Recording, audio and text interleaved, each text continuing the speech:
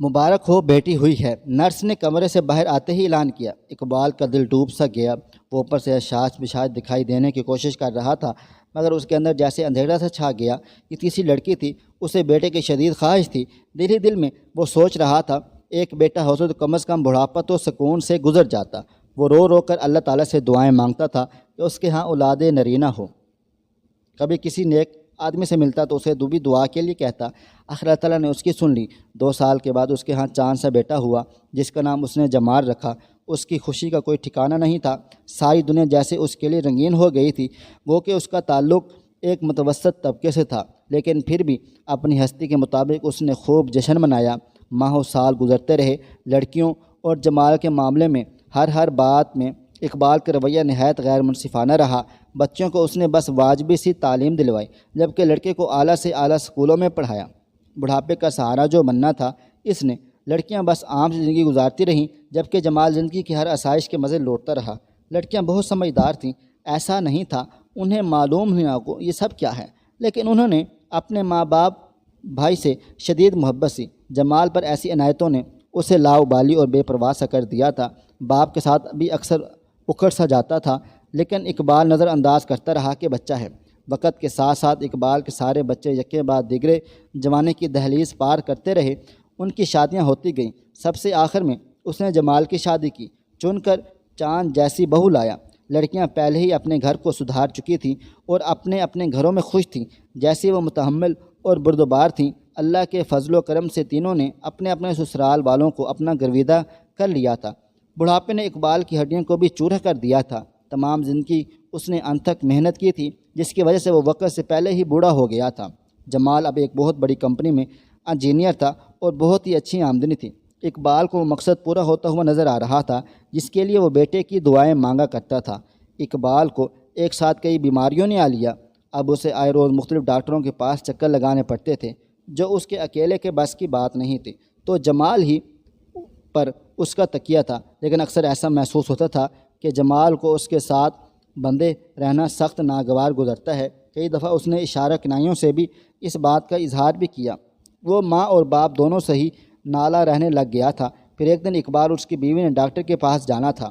جمال اپنے کمرے میں تیار ہو رہا تھا۔ کافی دیر گزر گئی تو اقبال اور اس کی بیوی ان کے کمرے کی طرف ہی چل دیے تھے۔ کمرے میں سے اونچی اونچی آوازیں آ رہی تھی۔ جمال اپنی بیوی پر کسی بات سے لڑ جھگڑ رہا تھا۔ تمہیں ان کے ساتھ مجھ سے زیادہ ہمدردی ہے کیا؟ جمال، وہ بوڑھے ہیں، ایسے وقت میں جوان اولاد ہی سہارا بنتی ہے۔ اس کی بیوی بولی، ارے چھوڑو نا، کتنا کوئی سہارا بنے، اللہ ان کو پردہ ہی دے دے تو سب کے لیے اچھا ہے۔ صبح شام ان کی خدمت کرو یا پھر اپنی زندگی بھی گزارو، کیا میری اپنی کوئی زندگی نہیں؟ جمال بس بولے چلے جا رہا تھا۔ اقبال کے کان سن ہو رہے تھے، دماغ میں اندھیرا چھا رہا تھا۔ اس سے آگے جیسے اسے کچھ سنا ہی نہ دیا۔ اس کی نظر اپنی بیوی پر پڑی تو وہ فرش پر گری پڑی تھی، شاید اپنی کوکھ سے جنم دیے بیٹے کے منہ سے یہ سب سن نہ پائی تھی۔ اقبال نے زور کی چیخ مار کر بیوی کو پکارا۔ ہسپتال لے جایا گیا، لیکن وہ اس کے بعد نہ اٹھی۔ وہ خون کی مریضہ تھی۔ دوران خون اتنا اوپر چلا گیا کہ دماغ کی شریان ہی پھٹ گئی تھی۔ اقبال کی دنیا اندھیرا ہو چکی تھی۔ صرف ایک ہی غم گسار تھی اس کی، اس گھر میں۔ اس کی موت کے بعد اس نے جمال کو گھر سے نکال دیا تھا۔ جب بیٹے کا آسرا ختم ہوا تو خود بخود اس کے اندر ہمت آ گئی تھی۔ گو کہ یہ اس کے لیے بہت تکلیف دہ تھا، مگر اس نے جہاں جانا ہوتا خود ہی چلا جاتا تھا۔ اب وہ بیٹے کی شکل تک دیکھنے کا روادار نہ تھا۔ اس کی بیٹیاں باپ کی تکلیفوں میں سخت غمزدہ تھیں۔ ان میں سے کوئی نہ کوئی اس کے پاس موجود ہوتی۔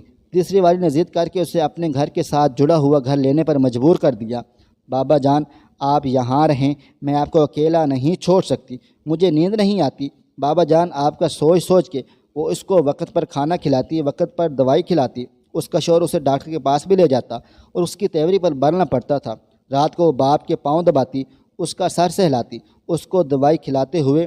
ایک دن اس نے دیکھا کہ باپ کی آنکھوں سے آنسو روا تھے۔ بابا، کیا ماں کی یاد آ رہی ہے؟ اس نے محبت سے پوچھا۔ اقبال نے اس کی طرف دیکھا اور بولا، نہیں بیٹی، میں یہ سوچ رہا ہوں جب تو پیدا ہوئی تھی تو میں نے مالک سے اس دن یہ دعا کیوں نہ مانگی کہ مجھے تیرے ہی جیسی ایک اور بیٹی عطا کرے۔ یہ کہہ کر وہ پھوٹ پھوٹ کر رونے لگا۔ بیٹیاں تو سکون ہوتی ہیں، بیٹیاں تو رحمت ہوتی ہیں، بیٹیاں تو ماں باپ کا مان ہوتی ہیں، بیٹیاں تو گھر کی شان ہوتی ہیں، بیٹیاں تو گھر کی رونق ہوتی ہیں۔ رب بیٹی اسے عطا فرماتا ہے جس سے وہ خوش ہوتا ہے۔ رب تعالیٰ ہر بیٹی کے نصیب اچھے کرے اور عزت والی حیا والی لمبی زندگی عطا فرمائے ان کو، آمین ثم آمین یا رب العالمین۔ پیارے دوستو، یہ تھی ہماری آج کی کہانی۔ امید کرتے ہیں آپ کو پسند آئی ہوگی۔ مزید ایسی کہانیوں کے لیے میرا چینل سبسکرائب کر لیں۔ اللہ حافظ۔